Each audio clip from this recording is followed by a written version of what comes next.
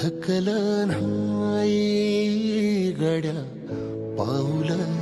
थकलं नाही सुकलेल्या भाकरीला पानसंग खाऊ गड्या पाऊल थकलं नाही गड्या पाऊल थकलं नाही झालो बरबाद जरी बसला घाव उरी गलेची आग सार जाळून बी जाईना अडला घास असा कावन वास असा पण ह्यो ध्यास अजून बी माग राहीना फिरला त्यो